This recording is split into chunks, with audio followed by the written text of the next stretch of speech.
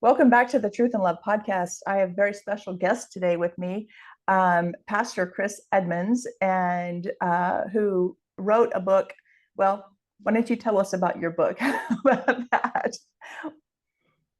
Well, I wrote a book called No Surrender, and it's really the journey that God has led me on since 2013 to discover my father's military service. He never talked about it much, and so and part of what I will share in his story is how I discovered what he did.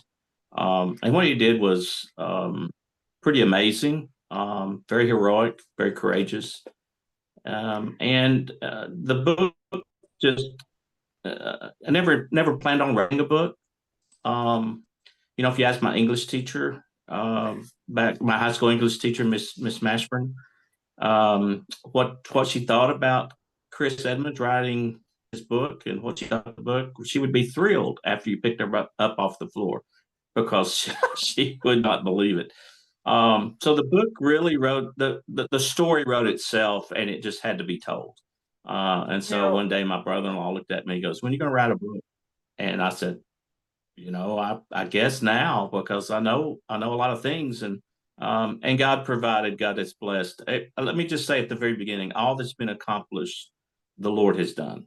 And I, I'm I, so grateful for that. I really, truly can see that in the book. I've read the book, and No Surrender is probably one of the best told, our best. I don't know how to even put it in words. It's a magnificent retelling of the story of your father, but also just weaves. It's so well researched. I think I told you this in an earlier conversation, but I would stand this up against anything Eric Larson has written, just because it's so well researched. It's so well told. It does just a great job, or you did a great job, and through God's strength, I understand, of weaving history and the factual information in with your dad's story and the story of all the people he served with. I know that this was not just your dad's story. This was a story of the people whose lives were affected by the war, by history, by so many forces of evil. And the what just really impressed me about it, aside from the fact just the quality of the book was so good, the way that God was glorified in everyone that knew, through your dad, and affected everyone he knew. And it was he had a very multifaceted effect on people. It wasn't just like he was preaching the gospel in the barracks. No, his life had an effect and changed the course of history for so many people. So yeah, I would love to, you start wherever you want to on this. Well, I just to add on to what about the book, it's been a fascinating experience, and I had a lot of help. I prayed for a Jewish co-author, Douglas Century. God sent me Douglas Century, answered prayer, and I prayed for a great publisher that would let the gospel of Dad's life, which was the core of his life, come through, and also help me write a book that men would want to read. Mm. That was fast paced. You didn't want to put down, chock full of history and war and everything else, but not. It doesn't read like a history. It reads like a novel, and that's what I It wanted. does. And God did that. So I had a lot of help. And I would not have known any of this had the men who were with Dad shared their stories. They were all in their late 80s and early 90s when they shared their stories, but it's like they were there. They were Tell back us, reliving it. tell So, us how you discovered your dad's story and led to the conversations with these men you're referring to. well, let me just start at the very beginning. That Dad was so ordinary, just like you and me. He enjoyed life, expressed love, and embraced the good Lord above. And Christ Jesus was his. Jesus was first thing, last thing, everything to Dad. That was before the war, during the war, and after the war. And we're talking about World War II. World War II, and his men recognized that immediately, that he was different. But he lived a life of a deep moral conviction. And what the men, actually Lester Tanner, one of the POWs that I'll talk about, you'll meet in the story, he said Roddie lived by a moral code that we called Roddie's code. He said we labeled that immediately when we started being trained by your father. And what a I said, legacy. yeah, what a legacy. these are all Jewish men who recognized Dad's faith immediately, his faith in God, and never forgot him and never forgot his faith. And so I said, so explain that a little bit more. And he said, well, obviously he chose God. He was one who would stand up to hate, so he opposed hate, and he brought dignity to life. He respected us, even as his subordinates. He dignified life, and he expressed love to everybody. It didn't matter who he was, who they were, or what they were doing. Your father just had a gregarious love for people, and that's because he loved God and loved people. So his life was well lived, and his life teaches me and all of us that an ordinary life lived well is extraordinary, even heroic.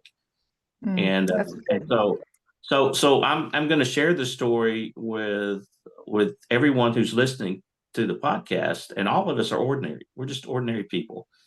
But I believe one person can make the difference, can make all the difference. If we just treat people right and serve, basically bottom line, honor God and serve others. And that's what Dad did. And so my story begins with his old diary, a weathered, fragile book that Dad kept while he was during World War II.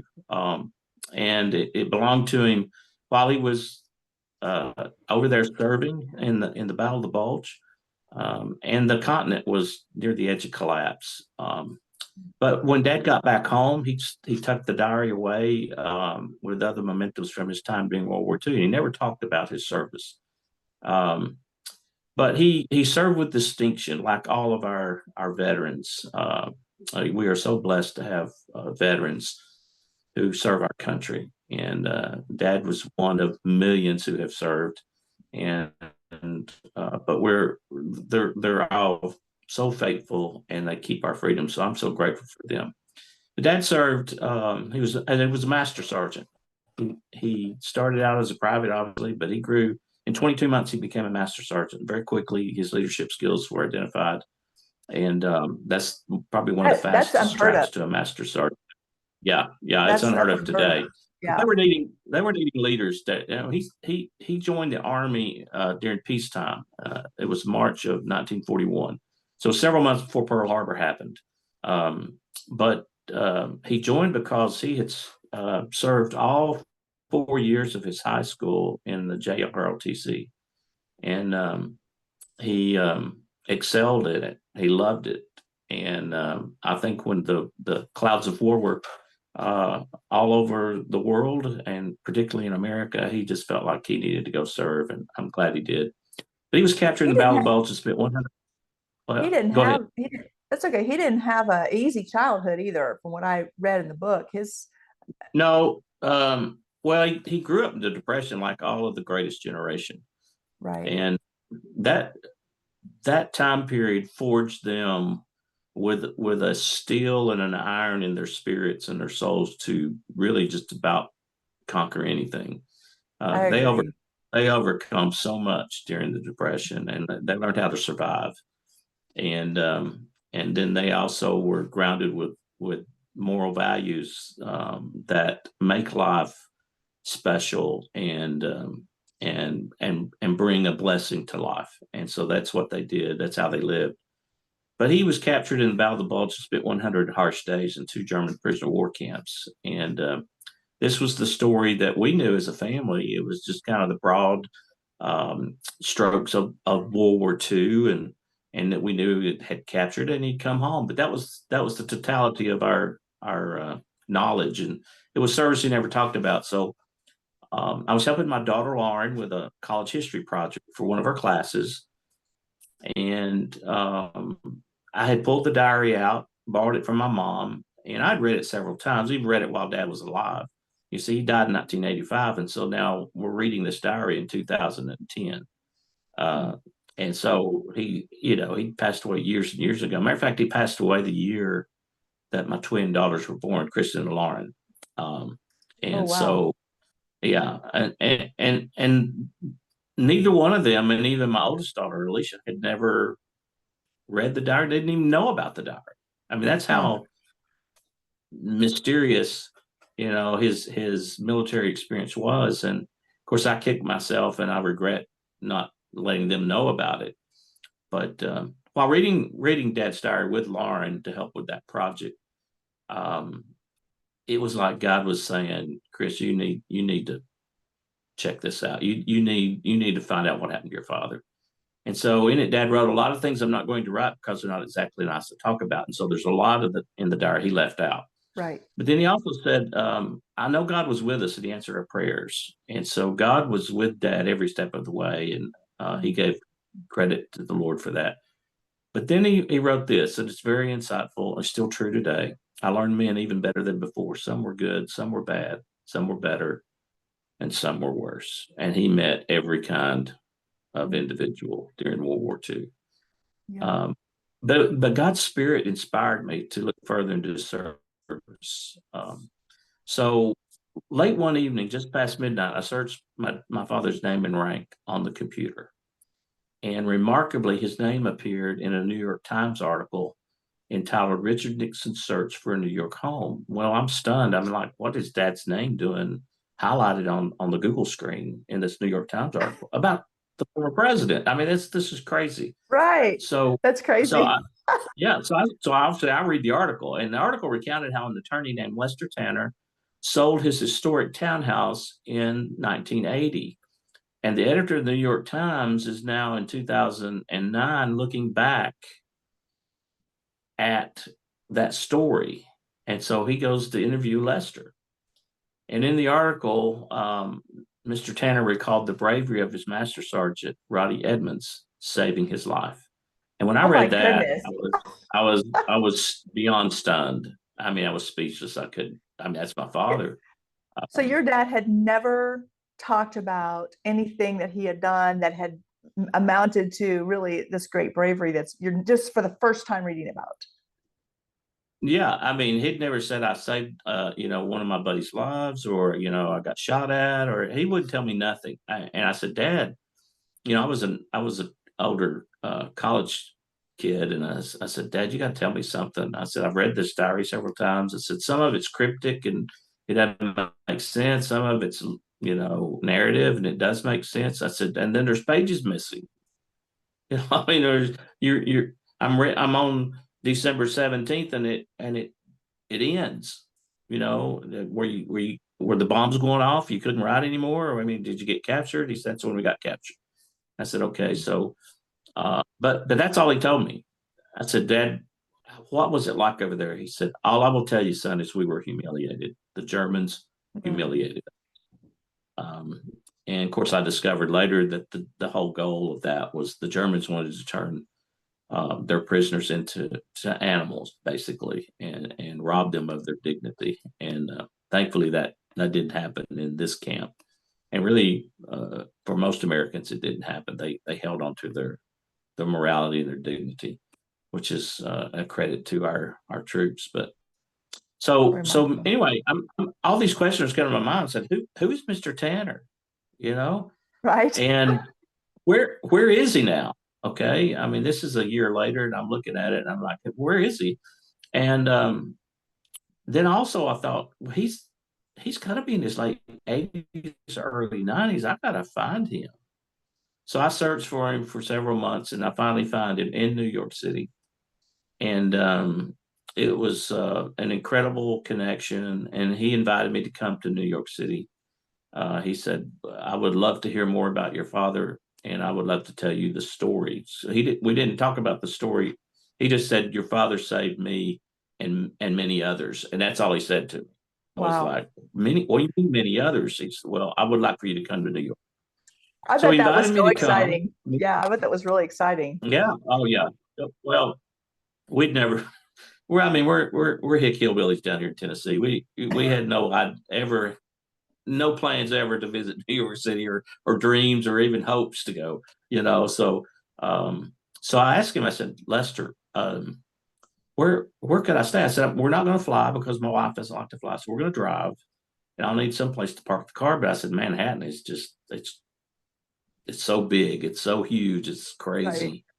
And, he goes, well, might I suggest the Harvard Club? And I said, the Harvard Club? And I'm not a dummy, can I get a room at the Harvard Club? He goes, no, you can't, but I can. Oh, And he said, it would be my honor for you to stay at the Harvard Club. And I said, well, okay, but how much is that going to cost? Because I'm like, I got to figure out how we're going to pay for this thing. And he goes, Chris, for you, the son of the man who saved my life, it will cost you nothing. He said, you come wow. to New York City, I'll put you up in the Harvard Club, and you and your wife enjoy the week up Wow. here. And so we went, and he was 89 at the time, and he was so busy.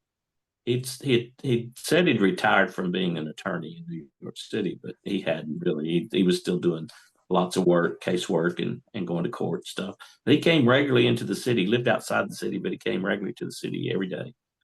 And he didn't meet with me on Sunday. Didn't meet with me on Monday and Tuesday. I said, Lester, we're heading back here this next weekend. I said, when are we going to meet? He goes, well, I'm working on it. I'm trying to get to you. And how about Wednesday for lunch? I'll come at lunchtime. We'll have lunch and then I'll share. And you can tell me about your dad. And from that point on Wednesday, I heard the story that has Mm. really changed my life and changed a lot of people's lives.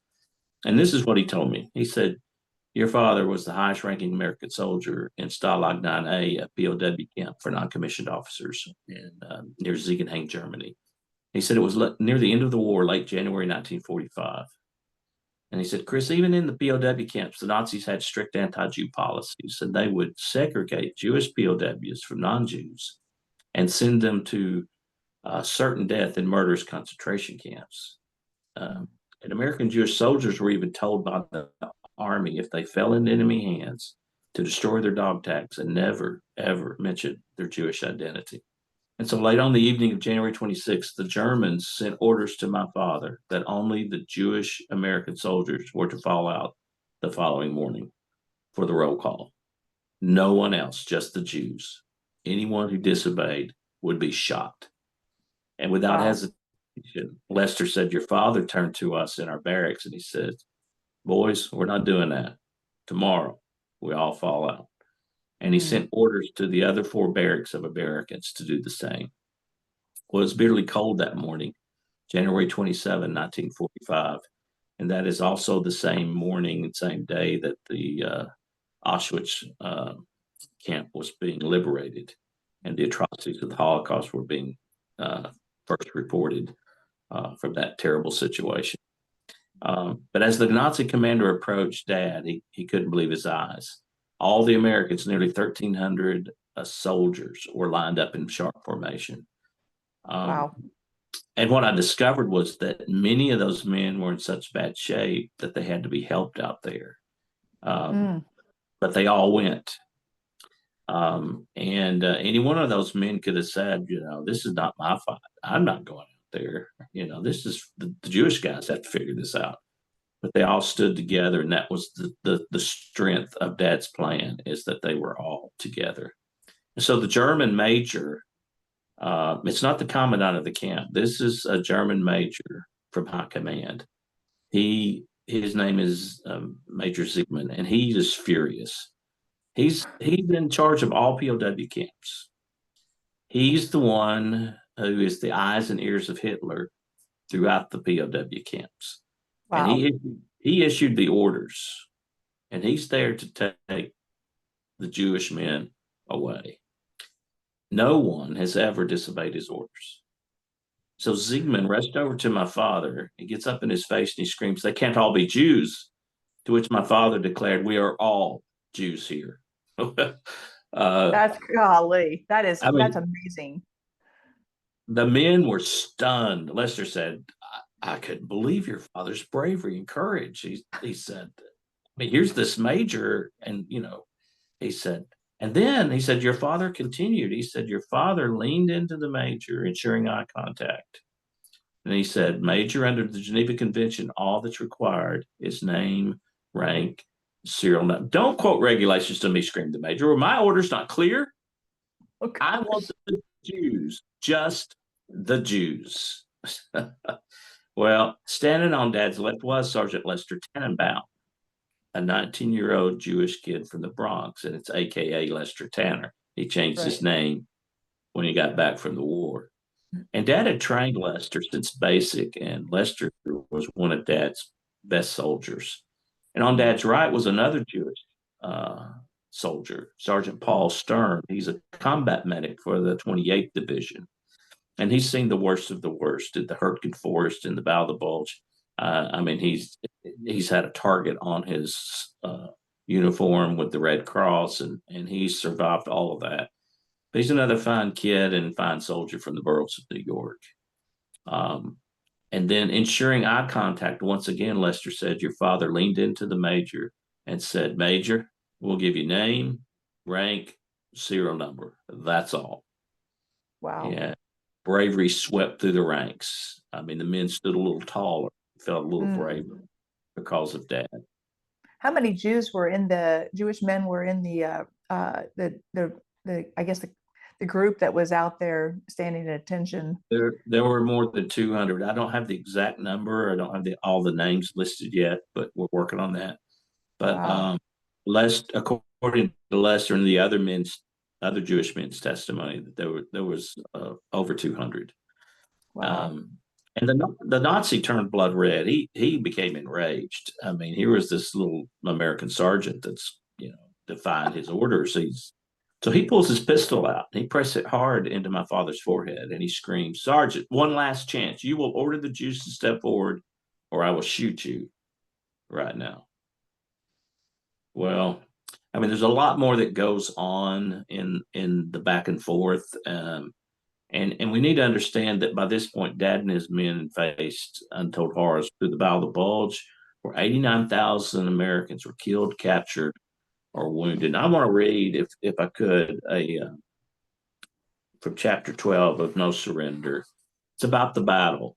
The battle started on December 16th, and so I'll just read a few paragraphs. Um, at 0530 hours on December 16th, 1944, the frozen earth erupted. Hell appeared like a ghost in the forest. In an instant, pine trees exploded into deadly wooden spikes. The frigid air turned fiery red. Blood and bone mingled with chunks of thawing debris. Roddie clung to the shaking icy ground, desperately trying to crawl into his helmet. Terrain and weather were no longer his greatest enemies. His enemies were the relentless concussions and deadly shrapnel from the murderous 88s. The German artillery rained down with pinpoint accuracy from what seemed like every direction. No one was safe. There was nowhere to run or hide. Just across the valley were thousands of enemy troops with thundering panzers and heavy artillery. Fear was also Roddie's enemy. Fear that he would be blown to pieces in an instant. Fear for the lives of his boys, Lester, Frankie, Skip, Sonny, and what they were experiencing. Fear that he might not make it home, might never see his family again. This was a terror Roddie could never have imagined. He knew panic was lethal to an infantryman, but he grappled with him with a sickening embrace, and his body shivered as he shook off thoughts of his own death. The treetop calibration tactic perfected in the Hurtgen Forest was being put to devastating effect now in the Ardennes. Every tree seemed to have been simultaneously blasted from its roots. And so I'll go on to describe the battle, and it's really horrific what our boys went through over there. most of the 424th Regiment of the 106th Infantry that Dad was a part of was decimated. Wow. 423rd. Well, I take that back. 423rd was decimated. 424th was probably half, and then most of the 422nd was captured. But again, there were during the battle 89,000 Americans were killed, captured, or wounded in the bloodiest battle of World War II. Wow. Once captured, Dad had been and all the captives were marched on a death march.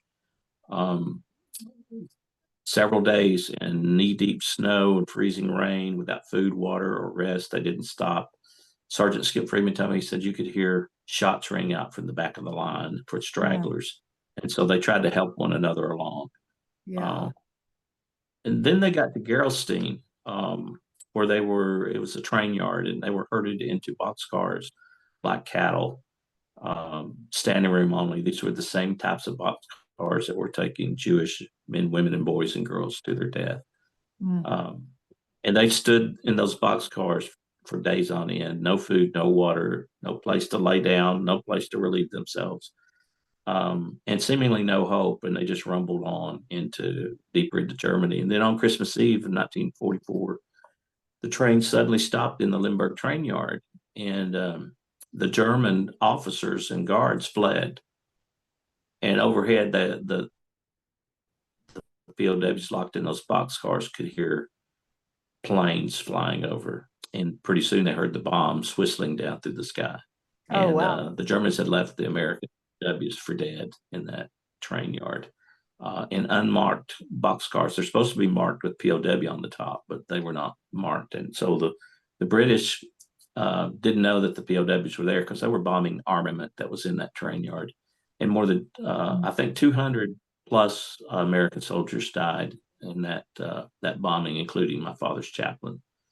Wow. And in Dad's diary, he writes, of all the terrible things he experienced, the bombing was the worst because they had nowhere to run. You know, in battle, they figured out how to protect themselves as best they could. Right. You know But what was what was remarkable to me in the book? Sorry to interrupt you. I just that's something in okay. the was that you know that was the most terrifying part because they couldn't run, but how you shared how they sang Christmas carols. Mm-hmm. You Oh know, yeah, Dad started singing Silent Night, um, and all the boys in his car started singing it with him, and then it spread from one car to the next.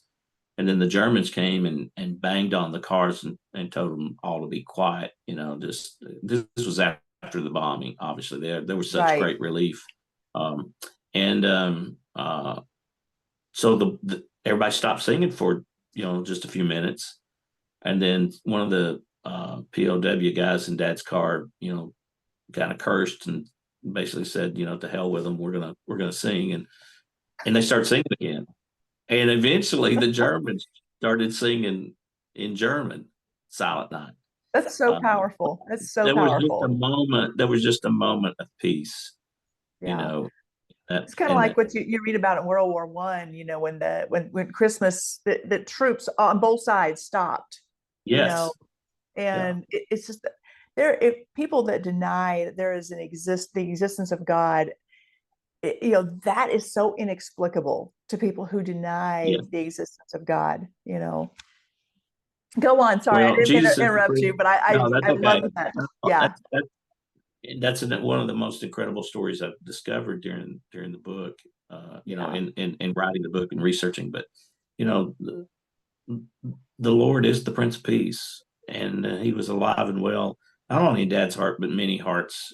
That were spread throughout those troops, um, and so I'm grateful for what happened there. But so so there they are. They finally get to the first camp, which was Bad Orb, and there they did segregate the Jewish men and put them in what Lester called a prison within a prison. mm, Um, and then several days into that experience, due to the pressure of the Red Cross, and they the camp was over. It was too full. It was overrun with prisoners, and it wasn't adequate. And so they transferred all the non-commissioned officers to another camp, including the Jewish men who were in that separate um, prison camp within the prison. And so they all end up at Ziegenhain. And they had suffered at this point, by the time they get to Ziegenhain, 40 days of starvation, Oh which man. was intentional. Most of the men were losing a pound a day on average, and many of them would lose 80 to 100 pounds during their time Oh wow. in cap. Yeah, and Army doctors had said, had they stayed another 30 days, that most of those men would have died. Hmm. I know five men died of starvation 2 days before they were liberated. Um, Oh, so that process. So when these men are standing out there with Dad, they are very weak, emaciated, and starving to death. Um, but they all still were standing together and standing brave. Dad had been shot, he'd been beaten, he'd been interrogated, kicked, smashed with rifle butts, bitten by dogs. He and all the men were filthy, infested with lice, tortured by trench foot and frostbite, and hunger. They were forever hungry and forever cold. mm. Um, and just 2 days earlier from this moment, where Dad is standing with all of his men and the guns pressed to his forehead, they were marched into this camp for the first time. So they'd only been there for 2 days. Wow. Um, and the commandant had them stand out in the freezing cold and intimidated them with the dogs and with their guards and the guns. And toward the end of the day, before they released them to go to their barracks, they marched a young Russian soldier out in front of the men and brutally murdered the Russian soldier in a way Oh, that I won't describe. You just need to read the book if you want to learn about that. But and then the commandant came to Dad and said, if you or any of your men disobey this will happen to you. So they really did intimidate the Americans. Yet all of the men were out there standing on mm. behalf of their Jewish brothers, and they were resolute in it. Lester told me, he said, your father, he never wavered. Wow. Um, so I wonder if Dad was recalling one of his most favorite scriptures was, the Lord is my light and salvation. Whom shall I fear? Whom Mm. shall I fear? Psalm 27:1. And I'm sure that scripture was a strength to him, was an encouragement to him. Um, but then Did he- suddenly Dad spoke. Go ahead.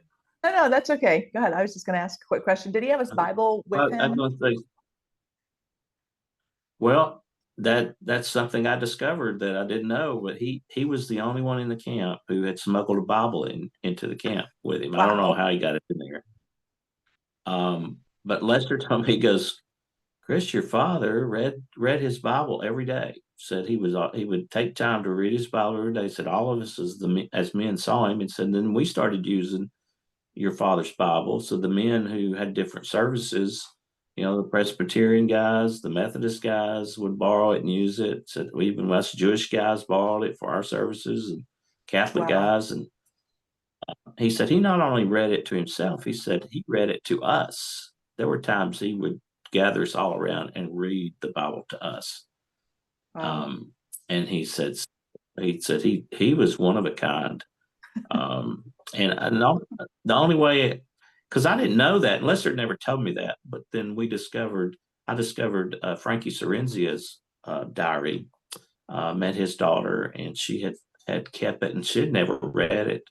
And so we met in New York at the Harvard Club with Lester. I said, I want you to meet Lester. And so this was a different trip.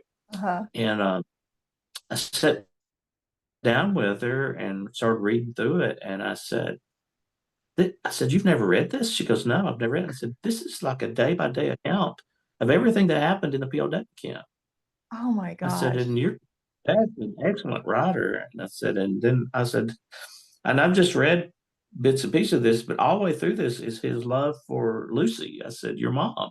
I said, Oh, this is a love story that is beyond measure. And he said, well, he really did love my mom. And I said, oh, well, you need to read this. I said, is Lester, I said, I'm reading here.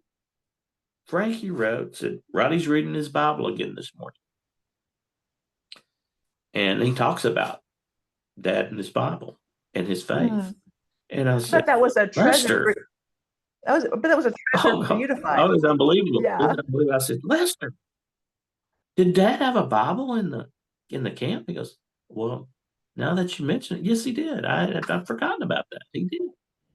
So yeah, but I don't know what happened to that Bible. I'm still looking for it. There's a couple of potential places of family members, cousins that Mm, he lived with his brother, his older brother, when he got back from the war, mm. and that may be stuffed up their attic somewhere. But so we have a action item to go visit and help her run. She goes, I've not been up in that attic in years. I said, well, we're going up there. So, Oh, I don't blame you. What um, an amazing find that would be. oh, that'd be great. Yeah. But Yeah. so the gun's to dad's head, and dad suddenly he speaks. And once again, Lester said, I couldn't believe it, but said he ensured eye contact. He turned his body to where he was looking at the major in the Mm. eyes. And he says, Major, you can shoot me, but you'll have to kill all of us because we know who you are. And you'll be tried as a war criminal when we win this war. And the last thing he told him, he said, and you will pay. Mm. And Lester said the major blanched. He said he turned white as a ghost, Wow. and his arm holding the gun began to tremble. Mm. And he said we just stood there. He said time froze. There, nobody moved. There was no sounds, and he said all you could see was the frozen breath, our frozen breath rising heavenward. And he said, and I guarantee you, there were lots of prayers going on because Yeah. your father basically had called him out, and so we didn't know what was going to happen. And so amazingly, the major pulled his trigger finger off the trigger, snapped the gun into his holster, and stormed away and fled the scene. And Wow. Lester said we were shocked, we were stunned, Are you going and to said make a we all went movie? back to the bank. Are you going to make a Well, movie we out hope of it? I mean, this is we're a we're great story. yeah, we're headed in that direction. We have two documentaries. The Jewish Foundation for the Righteous um, Mm. uh, called me up. It Now, was an now answer to what is that? What that. is the The Jewish Foundation for the Righteous is an organization in New York, but they collect money from primarily from their Jewish friends and family members. I mean, from Jews all over the world Mhm. to give money to needy righteous, the people who are righteous among the nations, who have been designated by Israel as righteous among them, who helped save Jews during the Holocaust, and they've Okay. already been vetted and identified. But they many of these righteous people have financial burdens, and Mm. so the Jewish Foundation for the Righteous goes and raises money and sends money to them every month to help them meet their financial needs. I mean, it's Wow, amazing. that's Even amazing. Even 80 years after the oh yeah, the war is they're over. they're committed to do it until there aren't the righteous are no more. There's no more living righteous. And but they also train teachers all across the world to be Holocaust educators, and they have Oh, yeah they have Holocaust teachers all throughout the United States in schools who've been interesting. trained, um, and they're pockets of excellence. I mean, these are teachers who are excellent in what they know, And that's and that's so important. so It's so important because that piece of yeah, history. So they honor a righteous. They have for the past few years honored a righteous person by making a documentary of that person's life. And so in Oh, 2016, after that story came out, I get a phone call from Stanley Stahl, who's the director. She's the executive director of the foundation. And she's named Stanley because she's named after her uh, uncle who died in World War II, the Ballot Bulge. His mm. name is Stanley. So she spells it a little bit different, but she's named Stanley after him. But she called me and she said, "Is this Chris Edmonds?" I said, "Yes, yes, it is." She goes, "Is this the real Chris Edmonds?" I said, "Well, I don't. I guess I'm the only one I know." So she said, "No, was your father, Master Sergeant Roddie Edmonds?" I said, "Yes, ma'am." She said, "Well, I have a request I want you to consider. We would like to make um, a documentary about your father to honor his life, and we would like for you to go with us because we make them from scratch. We're going to go to Germany. We're going to go to Belgium. We're going to go interview people that know about what happened, but we want you to go with us, and you help tell the story. But you just follow your father's footsteps because that's what we want to do. We want you to follow your father's footsteps." I says, "Hallelujah." I said, "You are an answer to prayer." She goes, "What?" I said, "Yeah." I said, "I've been praying for 2 years to follow my father's footsteps, and I didn't have any way to go, didn't have the money. And here you're calling me to take me over there." I said, "And it's what's so good about God is he's sending a film crew with us." she goes, she goes, "Yes, God is very good, isn't he?" I said, "Yeah." I said, "So for 2 years, I've prayed for you, to, Wow. knowing who What a you were." gift. Yeah. Yeah. And What a I, gift. and I said, "So I'm grateful for God's answered prayer." And then she laughs and she says, "Well, I'm grateful to be a prayer, an answer to prayer." And I said, "I only have one question for you, Stanley. What took you so long? I've been praying Oh, for 2 years. She goes, "Well, I didn't know about your father until a few months ago." oh. But those documentaries are one is 14 minutes. We show it. It's public. It's online through Vimeo, and you can go to their website jfr.org and link Is to that it. is You that can download it. JFR? Sorry, JFR. jfr jfr.org. Okay. You can download it. There's a teacher's guide there for it as well. You can use it for teaching purposes. I show it in schools all across the country when I go And speak in the is school. it on your website as well? On my website, yes, What is your RoddieEdmonds.com. RoddieEdmonds.com? RoddieEdmonds.com. Yeah, and Okay. there's a lot of information on Dad's website as well. So, Okay. but yeah, there's a link to it. Then there's a 39-minute version that you can get special request. You can show that to your congregations or your community, any work group that you want to, schools. But you have to go contact Stanley for that. And it won a honorable mention at the 2018 Academy Awards. Oh, So wow. Yeah, it's well worth watching. they're well, I mean, the book, the videos, it's so well done.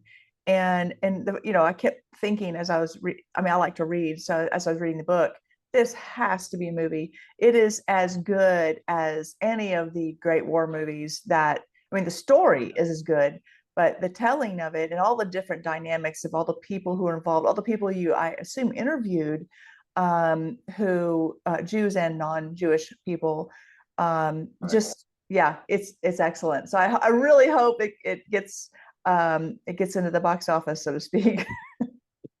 Well, there's great opportunity for that to happen even soon, but you never know. In the movie business, it's luck of the draw sometimes. But Yeah. Well, and the especially if it's not like the Kendrick brothers, for example, make great movies, and like the movie that came out, The Forge, has right, discipleship front and center, well made, yeah, good storyline. And obviously you'd want your dad's story not just to be a Hollywood makeover of a D I guess a non-biblical version of your dad's life. no, no. Well, let's just say some things wheels are in motion, and I have stood ground as far as Dad's faith will be front and center, and everybody in the movie business I've talked to wants that there anyway. I mean, once they read the book, you know Yeah. they Yeah. get it. That's It wouldn't good. have That's happened good. without his faith. So, Right. but we'll see. I mean, I, I'm praying. God always answers Mm. prayers. It's just in His Yeah. timing. So His we're timing. found faithful to follow Him, and I don't know who it's going to be with. Right now, we've got a big movie group that's very interested in it. So we'll That's see. wonderful. Well, Look, never know. go ahead. No, I was going to ask you, take us back. So, how long after, or I don't know if there's more of the story you want to tell people that, because obviously the book is, yeah, it's a must read if you want to hear the story. But how Right. soon, how far after his him facing down the major in defending his Jewish comrades was your dad then and the rest of them liberated? Well, that happened in January of 27 of 44, and they were liberated on March 30th of 44. So there were Oh, several months, a couple of months before. And those 2 months were brutal. It was dead of winter. It was freezing cold. They were starving to death. Ultimately, some of the men got so down and out that they didn't want to live. mm, Uh, and so Dad got all the guys that wanted to live. I mean, it was pretty obvious who wanted, to survive this, try to survive this thing, and who didn't. So mm. he pulled all the ones together that he called the up guys. They were up, wanting to live, and full of desire in life. They called them all together, and he said, "Gentlemen," he said, "it's your job. All of you want to survive this, but we've got fellows here that don't want to." Said, "So it's your Mm. job. You need to pick one of those guys, one of the down guys, and your job is to help them survive." And Wow. that's what they did. Wow. You Uh, know, I have a lot of colleagues, a lot of clients in my law practice that are military, have served in the Gulf War, a lot of even Vietnam, and even not so much more now, but I even had World War II veterans, and I'll tell you, it's just it was a different breed of person back then. mhm. You know, Yes, what do you it what do was. you think is like what do you think is the key to bringing that back? Or is there a way to bring back that quality in people? Yeah. Well, it's and I don't just say this because I'm a pastor. I say this because I've experienced this as a follower of Christ. But you got to bring God into the picture. Mm. When I go talk to students, I challenge them to be the next greatest generation. Ah, I love And, that. I yeah, love that. Yeah. and I tell them, you have the capacity to do that and make all the difference in the lives of others Mhm. simply by honoring God first and helping others second. You know, Yeah. you basically you serve God by serving others, and so I challenge them to do that and say, when you wake up in the morning, your feet hit the floor. You say, "Others first, me last. Others Mm. first, me last," and that's all for the glory of God. I also tell Right. them, you're not here by accident. None of us are on planet Earth by accident. Right. God sent us here. You're here for a purpose and a reason. And since there's only two things that God sent you here, to honor Him, help others. Mm. That's the only two things you're here for. Doesn't matter what you choose to do in life or where you end up going in life.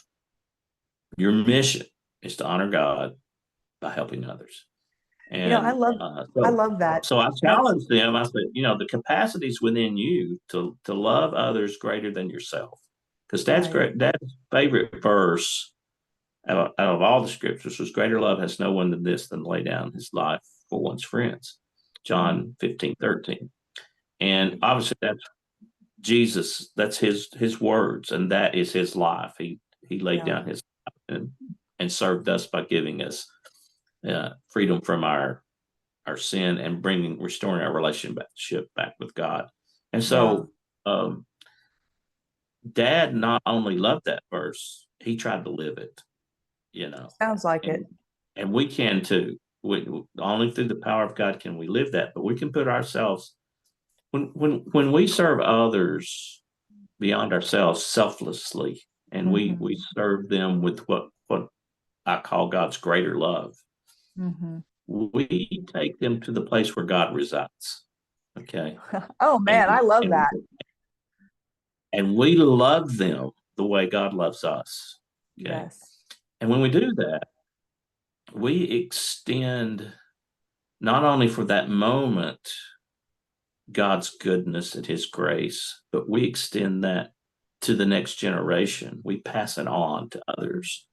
And we Yeah. do it in small ways and we do it in big ways. None of us are hopefully ever going to have a gun from an enemy pressed against our head and have to make a decision Right. that um, is a decision that will either save or kill thousands of people. Okay. Mhm. So we don't have to do that. Right. Dad had a choice. He at a pivotal moment in his life, everything that he had loved and learned and done up to that point met at the crossroads of that decision. And he had to make a choice. Am I going to join in with the evil that I'm being presented right now? And am I going to walk that path of evil, or I'm going to stand? I'm going to stand on the evil side or God's side. Hmm. And he chose to stand on God's side. He chose to do what's right for others, regardless of the risk, regardless of the circumstances. He chose to do what's right for God first and humanity second. And Lester said, the moment that your dad stood up for all of us men that way, he said, I decided I wanted to live my life the same way as your dad, that I wanted to choose to do what's right for others, regardless of the risk, regardless of the circumstances. And I Wow. said, Wow. wow, Lester. He said it's the defining moment of my life was in that POW camp. And Wow. then he grinned at me. He goes, for a New York City lawyer, he said, that's not always easy to do. I said, well, I said, Lester, it's not easy for any of us to do, whether you're a lawyer or not. Right. Um, Well, what a but legacy, what a legacy for your dad, to have committed to living for God's glory as opposed to his own glory or his own selfish reasons, and creating pivotal, life-changing moments for other people as part of his eternal legacy. I mean, that inspires me. oh well, it's again, if we can just make a difference in one person's life, okay, that's really Right. what the Talmud teaches. He who saves one life saves the Mm-hmm. entire world. Okay. And so the Jewish Talmud teaches that, and it is the truth. Mm-hmm. Um, and we have opportunities every day to help save a life. I We mean, we sure don't, do. Yeah. and doing just being nice and doing things and for others that we don't even realize is a big deal. Yeah. Like helping somebody with their groceries to the car, or opening a door for them, or I had to Giving, climb up a grocery shelf the other day. I'm not very tall, but this little old lady was trying sweet little lady trying to get something off the top shelf. So I had to step up on a shelf to get it for her and hand it to her. Well, that's not like having a gun to your head, but that right. is stopping whatever you're doing, noticing the situation, Yep. saying, how can I help? You know, Well, and it's that glass of water that Jesus talked about, you know, yeah, and it's, it is. if you give people the truth of the gospel without any love, well, that's just cruel. If It's very clear. and conversely, if you give whatever your definition of love would be to people without the gospel truth, well, that's cruel as well, It Uh, is. And I share, I speak about that. Um, Dad loved him with the truth. And you got to mhm. have love and truth together. That's even Dr. Martin Luther King Jr. said, love and truth wins the day. Okay. So you got to You have know, love and truth together. I didn't So, I didn't know that when I named this podcast Truth and Love. yeah, well, you did good. See, love without truth is evil. It's Mhm. cruel. It's Mhm. wicked. Yeah. You got to tell the truth. It's got to be based on truth. And so when Dad loved that major by telling him the truth. He's Major, you don't want to do this. You're going to regret this the rest of your life, and you're going to pay for it. I mean, that's basically Yeah. what he's telling him. Okay, Yeah. this is wrong, and you don't need to do this. So, and that major made a decision of love Yeah. based on the truth. He didn't pull the trigger. He could have. Right. I mean, he's one person removed from Hitler. He reports to General Yodel, so he's been in the environment. He came back to Germany from America after World War One. He served in World War One Mm. in Germany, and then he went to America because he was fed up with the German leadership, just like Hitler was. He came to America. Got he got a job for General Motors with General Motors. Became a mid manager in General Motors. He married a German American girl, had an American son from their relationship, and then when Hitler took over in Germany, he took his family and he moved back to Germany so he could serve Hitler. What? So this guy was a bad dude. Okay, Yeah. Yeah. um, Well, let, but yet truth and love hammered him in his heart at that moment, and he made the right decision. He because he heard the truth, he made a loving decision toward Dad and the men, and he walked away, which was very hard for him to do. He could have been court-martialed and even put in front of a firing squad for right. what he did. Right. And so, Well, and he never came back to ask for the Jewish men again. So, I mean, that was he made a decision that lasted. So I want to someday, if I can, meet his family members to thank them yeah. for And his act of love and kindness toward my father and not pulling the trigger. yeah, that would be such a powerful meeting, and opportunity for you Mhm. to also have a potential ministry to them. Kind of like when Corrie ten Boom forgave, her Nazi and prison guard, Oh yeah. right? What Hmm. a powerful opportunity, which is what affliction gives us, is so many opportunities to glorify God on a greater scale than had it not happened. That's Um, right. so Absolutely. and I don't want to. This is just such a great. I'm just enjoying myself so much. Because I love history. I love studying World War II, and this is a real story Right. by somebody. um, but I don't want to let you leave today without leaving us with maybe a some final thought, or a thought of like what would be the one thing, if your dad were sitting here today, what would be the one thing he would want people to know about his life and his eh, what's important, what was important to him? What would you say that is? Well, Jesus Christ was important to him, and trying to help others because of what Christ did for him. I told a Jewish newspaper, and they were, I won't say which one, but they were from Jerusalem. And they were asking me about Dad and his faith. And no one Mm. had really interviewed me up until that point about Dad's faith.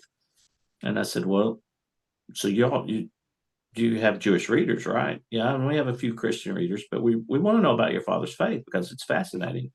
So I Mm. told about his faith, and then I said, well, I'll just summarize his faith this way. I said, if Dad were here, he would probably tell you. I mean, he's not, but I'm just thinking like he would think. Um, Boys, I saved Jewish men because a Jewish man named Jesus saved me. Um, Wow. and and that's and they were stunned by that answer. And I said, so a Jewish man named Jesus Christ gave his life in place of my father's life. And Dad Mm. truly believed he did that. He surrendered his life to Christ when he was 14 years of age at Vestal United Methodist Church in South Knoxville. I said, and Dad wrote in his Bible that was he received believer's peace when he received Christ. Oh, love that. Yeah, and one of his other favorite scriptures was this, and he would tell me, he said, let me just share the scripture. It's I am crucified with Christ. It's no longer I who live, but Christ who lives in me. In this life that I live in the flesh, I live by faith in the Son of God who loved me and died for me. So he would say, son, you can't know Jesus until you surrender it all. You got to surrender to him, or surrender your. And I mean, he told me that over the years, and that is the truth. You've got to, it's 100% surrender. Okay. For me to live as I don't, Christ. the dies gain. Yeah. So my life is Christ. Okay. So I've died to myself. So I also told that news bearer, I said, that old German major, he had no idea who he was dealing with. I said, you can't kill a dead man. He was already dead. He had died to himself and come alive to Christ. And he knew what his future was, and you can't kill a dead man. I love that. I love that. But dad lived, like I said earlier, Jesus was first thing, last thing, everything. And, he wasn't perfect. Nobody is. And that's why Christ had to die for Dad. But he did try to live his life for Jesus. And he was full of life. I mean, he came back from World War II, and you wouldn't have even known he was in a battle, because he was high on life. He loved people. He loved the next day that was coming. Couldn't wait for it. He was the light in every room. He was cutting jokes and quips and keeping people laughing. And when he left the room, people wish he were back. He was that kind of person. Okay. Wow. But he also could read people like almost instantly. He knew the heart or the struggles he just had this knack. I think it was God given. So that helped him even during the war, particularly probably with the major and the counter he had with the major. But the other thing that Dad did while he was in World War II, it was actually in the POW camp. He felt like God was calling him to come back and sing gospel songs. He'd never sang in front of anybody before. And so he said, Lord, I know you don't make deals, but if you could see us out of this mess, I'm going to go back and sing for you. And so he came back through the Lord's grace and goodness. He came back, and he never stopped singing. He had a deep baritone voice, and he sang great old gospel songs for the Lord. And one of his favorite and best ones that was always requested was "How Great Thou Art." Nothing like having a baritone sing "How Great Thou Art." Oh, I know. Big. I don't know if you ever George Beverly Shea type voice is kind of the voice he had. So, that was what was in my head. Yeah. Yeah. So he never stopped singing, and he would always testify before he sang. He'd always say something about the Lord, what was going on, so he even sang on some local channels down here for a couple of gospel shows and that kind of thing. And he would sing at revival. I mean, preachers would call him and say, "Can you come sing at my revival?" It was that kind of, ministry. Wow. Never asked for any money, never made any money for it. He might get a piece of chicken every now and then, but it was what he was called to do, and I would go with him. He'd card us as our family. We'd go with him sometimes, and he sang at some POW events and military events and stuff like that too along the way. But he, wow. So it's crazy. As I started this journey, I discovered this story about him and everything, and then I find out that that's where he accepted the call to sing. Um, I, I asked my mom. I said, "Well, do we have any recordings of Dad singing?" She goes, "No, we don't. We don't have any." I said, "That's a shame." And then about 3 weeks later, she calls me. She says, "Chris, I was thinking about what you said, and I went through some stuff." She was a pack rat. She kept everything kind of years, even Christmas cards that were given to her, and birthday card, everything. But I found this reel-to-reel tape. I don't even know what's on it. Well, I found 10 songs that Dad had recorded on this old reel-to-reel tape. Oh, And I mean, it's like gold, and of course it's yeah, grain. It sounds like an old tape player. yeah, So I'm hoping to get that remastered and cleaned up and be able to have yeah. his songs. Did it, did, And there's did one it, song on there. There's one song on there that I've never heard before, and I can't find it anywhere. I think he wrote it, and he never sang. He always sang with a piano or an organ, but this one he's singing with a guitar. oh, It's about the war, and oh. it's really a powerful song. So I think he wrote it. I hope that you can get that digitized. People do that, and Yeah, that would be precious to share with your I, grandkids. And yeah. I want to be it. That's another project. I got so many projects. I can't keep I them. understand. Believe me, I think my practice You're the same. I hear you're the same way. So the practice of law is it supports all my endeavors the things I want to do, like having this interview with you. And well, you know I appreciate so much. I know you are very busy with like all your projects, and I thank you so much for making the time to visit with our listeners and visit with me. I consider it one of the great privileges I've had in my short time in doing podcasts, especially to have you on the show. well, thanks for having me. It's been an honor. I love the devotion you wrote about Dad too. It's a devotion. I encourage people to read that as well. Yeah. But thank you Well, for what you're doing for the kingdom. yeah. Well, thank you. It's so, and I will, and I when I say this, I don't just say it. I have a prayer list, and I will definitely pray that this movie gets made. I think it would be an amazing ministry tool for the kingdom, and just have such a broad based appeal. Kind of like, I don't know if you watched the movie The Forge, which was an amazing movie on discipleship. Yeah, Um, well, those guys are heaven sent for sure. they really are. Yeah. And you pray in that there might be an opportunity for me to meet them soon. So I Oh, just pray. actually, they were the ones who came to my mind when you were talking to me earlier in an earlier conversation about the the movie. Well, there is rumblings that there might be an opportunity to meet them soon. So we'll just Yeah. see. Yeah.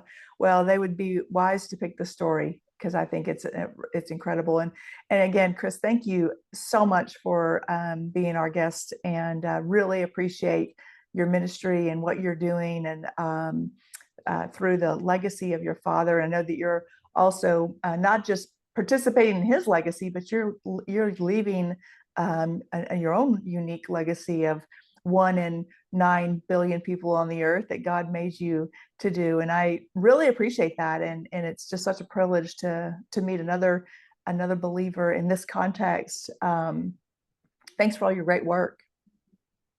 You're welcome. Thank you. And again, all that's been accomplished, the Lord has done. That's right. All for the glory of God. Well, you've Right. been listening to the Truth and Love podcast with my special guest, Pastor Chris Edmonds, and we just pray that this story inspires you to create the very special legacy that God has for you, the plan that He has for you to bring glory to Him, and to leave an eternal legacy in affecting the lives of those around you, so that people look at you and they see Jesus. Have a great week, everyone. Let me turn off the record here. if I can figure out how to do it. All right. Well, thank you, Chris. I appreciate it. Oh, you're welcome. Thanks for inviting me, and keep on keeping on. All right. Take care. You too. Bye bye. Bye.